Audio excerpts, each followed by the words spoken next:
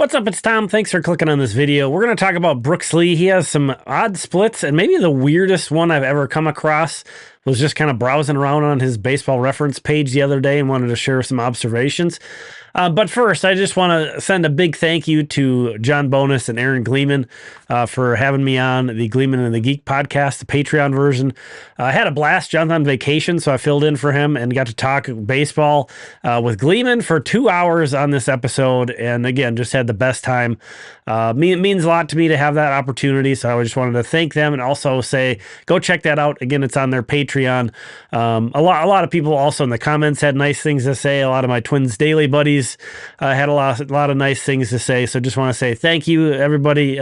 Really feeling the love today and had a great time on that show.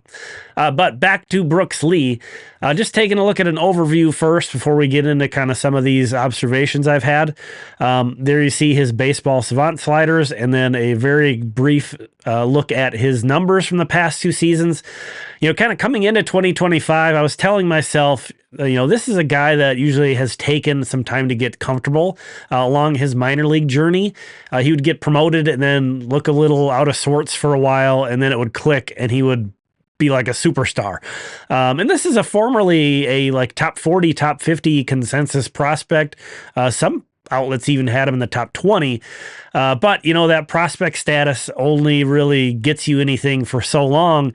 We are now 189 games into Brooks Lee's MLB career, so this is a big sample of him not playing very well. He has got a 636 OPS, a 75 OPS plus. And as you see with the baseball savant sliders over there, a whole lot of blue. I think the range on his defense doesn't surprise me too much, but the arm strength does a bit, to be honest. He is a playmaker there, though. At shortstop, he does not have the most range. I'm not surprised by that metric again. But if he can get to a ball, he's a playmaker. He can make throws off balance better than most players. Really incredibly comfortable and natural at shortstop as well. Hitting wise, that chase rate, I think, fuels a lot of the other problems here. Brooks Lee reminds me in some ways of Jose Miranda in that he's so good at making contact, it works against him. That sounds crazy. But guys like that who can really make a lot of contact, they have to be disciplined because they're going to make contact on pitchers' pitches if they expand. And I think that's a big problem with Brooks Lee. If you want some optimism, take a look at that squared up rate. Those aren't barrels, but barrels are more balls that get elevated. Squared up it's kind of comparing your swing speed and the exit velocity you get on that. So he's a line drive hitter. I think that's fair to say. And of course, a switch hitting shortstop, Brooks Lee, that's a valuable asset for him to have. These splits we're going to get into, again, these were as I was looking at Baseball Reference. This is not sponsored or anything, but just want to give them a shout out. And these are 2025 splits. So not looking at his career splits, just looking at last season. And I did have to use a StatHead to grab some of this stuff. Really grateful to have that tool. And, all of you watching this channel or supporting anything I do help me invest in a lot of these baseball tools that I have and allow me to make better content. So I thank you for that. But we're going to go through the good things, Brooks Lee's strengths, and then his weaknesses and his weirdnesses is what I'll say about that. So starting out with some good splits that I think are encouraging. Brooks had better than average numbers in high leverage situations and better than average numbers against teams that had an above 500 record. You would think anybody that has both of those would be a pretty productive player, but, we know that he wasn't, so you can conclude that he was poor in medium and low leverage situations, and he was poor against teams with below 500 records, which doesn't really make sense.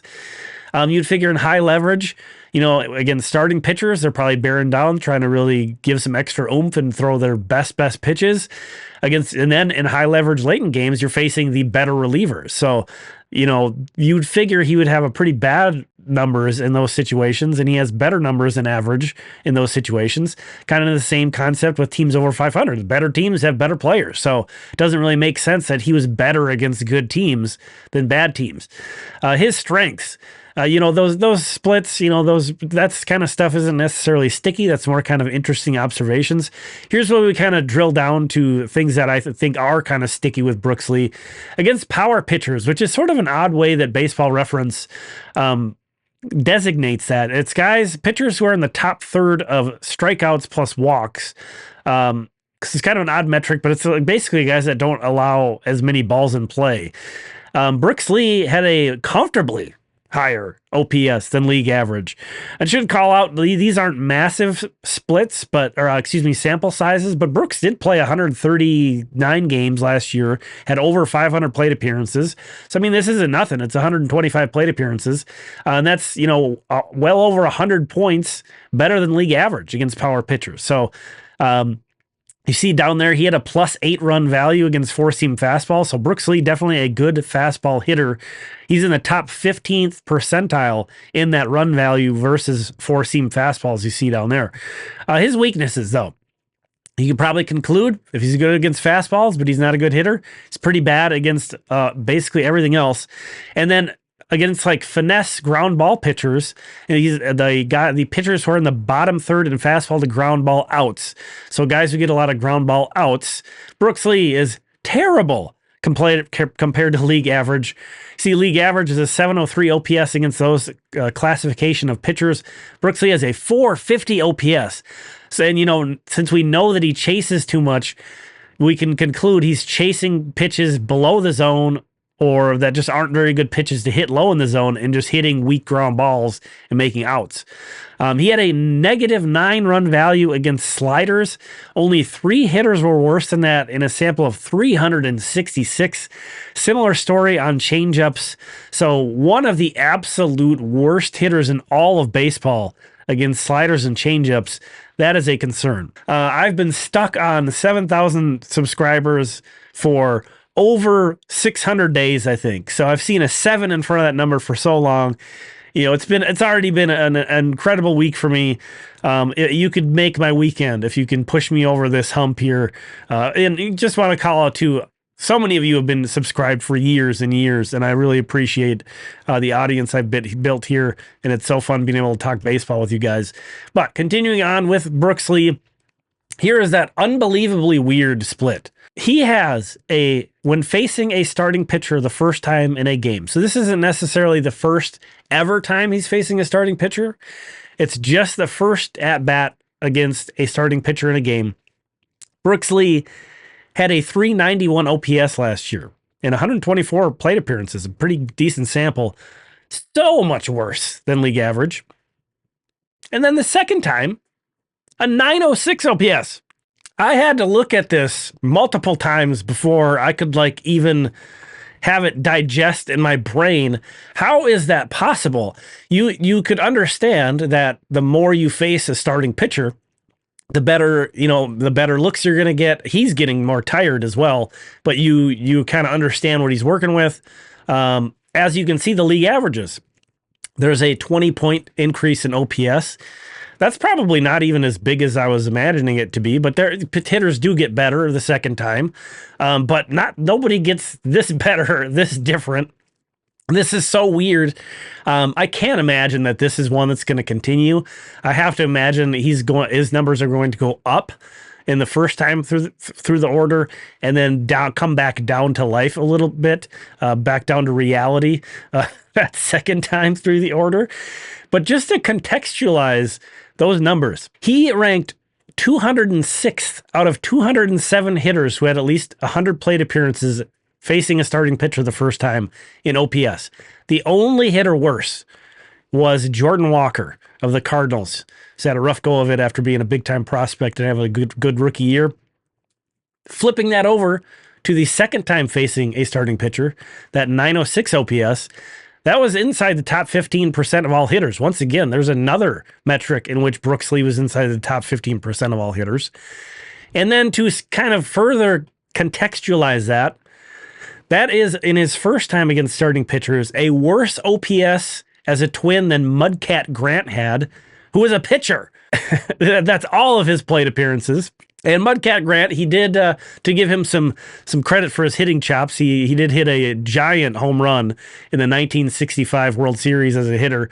But as you can see there, he had a career 432 OPS. This isn't a good hitting, even for a pitcher. That's not all that impressive. And Brooks Lee, when he faces a starting pitcher the first time in 2025, was worse than him. And then flip side, the second time around, Brooks Lee's OPS the second time facing a starting pitcher in 2025 was better than Harmon Killebrew's OPS career as a Twin. That's just as a Twin, not counting his Senator years. So he goes from hitting like Mudcat Grant the first time he faces a starting pitcher to hitting like Harmon Killebrew the second time he faces a starting pitcher. That's the craziest split I've ever seen. It makes no sense. Again, I don't think this is something that is going to translate or is something to analyze too far. It's just an observation. He needs to chase less. That's definitely a thing. He needs to eliminate swings at sliders and changeups because he can't do anything with those pitches.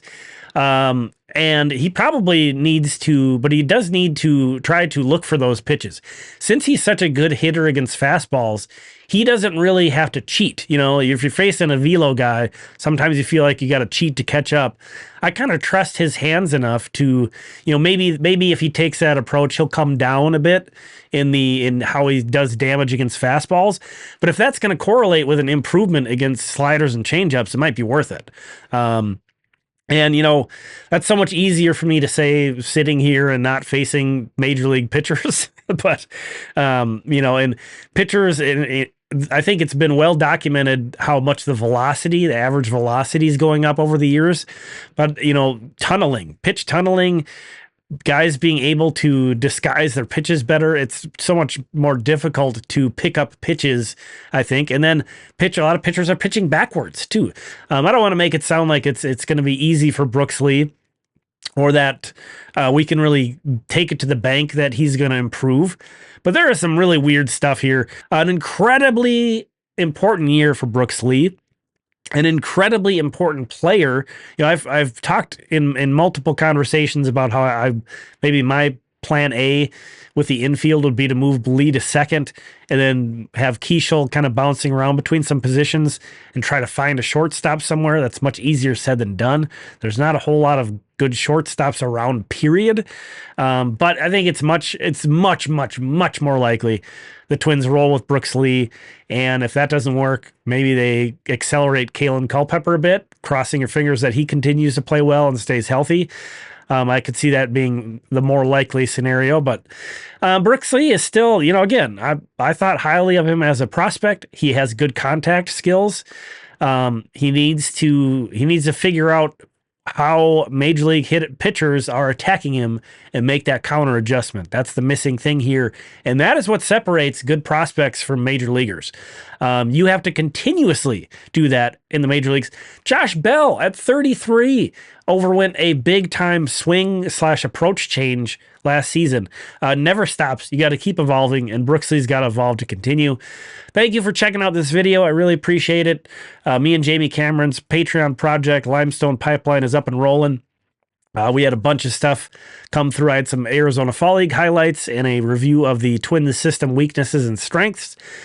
Speaking of Kaelen Culpepper, Jamie had a piece on him and shared his top prep draft players for the 2026 draft with the Twins as the number 3 pick. So go check that out. $4 a month over on Patreon, but some of the stuff is free. Like Jamie's article on Kaelen Culpepper is free over there. So if you're on Patreon, go ahead and follow us. There's a free membership option, or you can do the $4 membership option.